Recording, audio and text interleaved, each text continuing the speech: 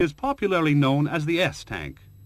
Some people believe it should not be called a tank at all, because it lacks a turret.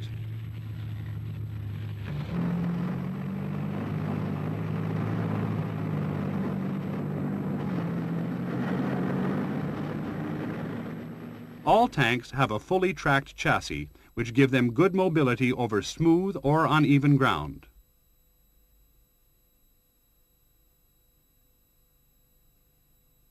Conventional tanks have a gun mounted fairly high above the ground in a revolving turret.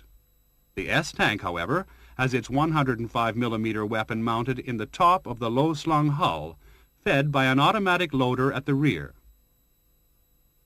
The S-tank is normally crewed by 3 men, seated centrally where they are best protected. At a pinch, it could be operated by 2 or even 1 man occupying either of the 2 front positions.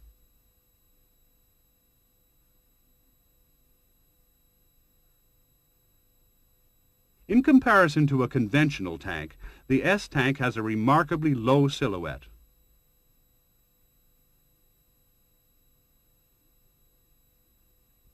Lacking a turret, the S-tank aims its gun by swiveling its whole chassis. Elevation and depression are achieved by raising or lowering the hydropneumatic suspension.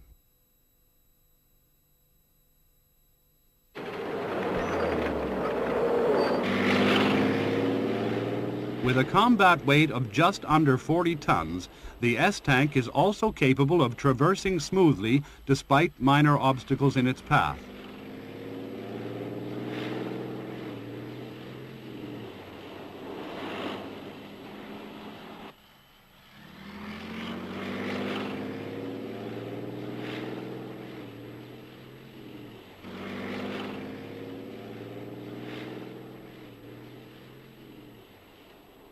If a larger object gets in its way, it can swivel on its own axis to bring its gun to bear.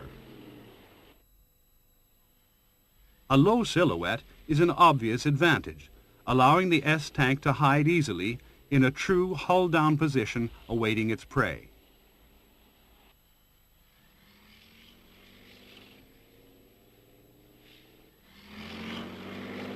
If cover is not immediately available, it can dig itself in using a frontal dozer blade, which when folded back into the traveling position also adds extra armor protection, particularly to the tracks.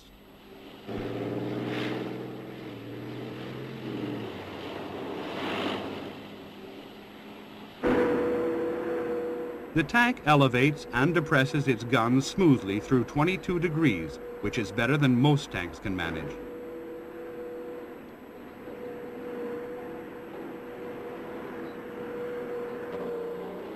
The advanced suspension gives an even ride over tricky obstacles.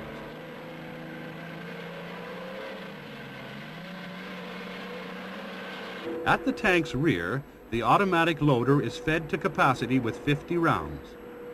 The crew scramble into their positions. The internal layout, though futuristic in appearance, is designed for maximum simplicity of operation. This eases crew fatigue and makes them more efficient.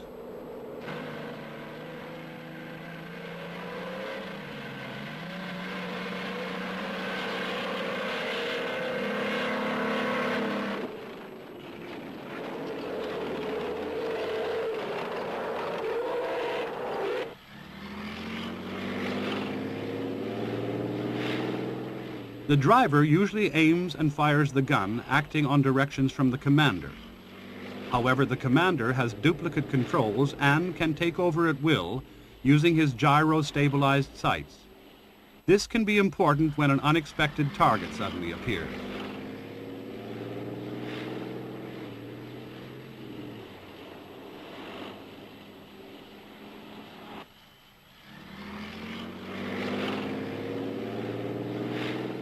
As soon as a target presents itself, the S-tank comes to a halt and engages.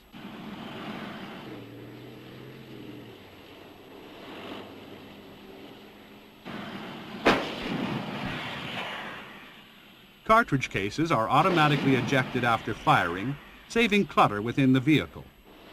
The tank can then move forward again.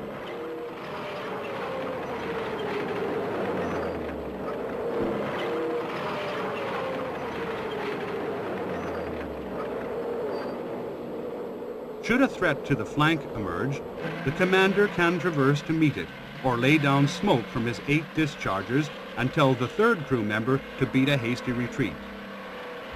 This man is normally the radio operator, but he has his own rearward-facing driving controls.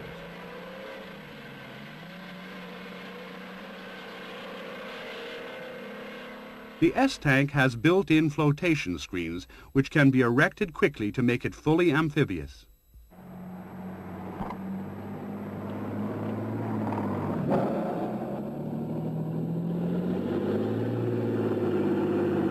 In the water, the tank is propelled and steered by its tracks.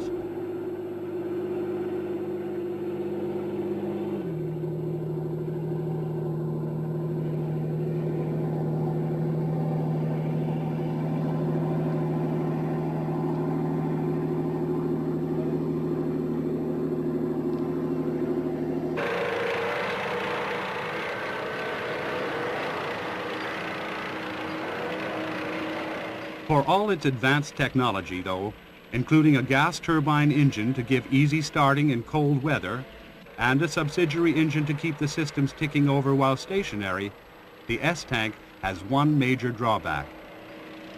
It cannot fire while on the move, which makes it primarily a defensive rather than an offensive weapons system.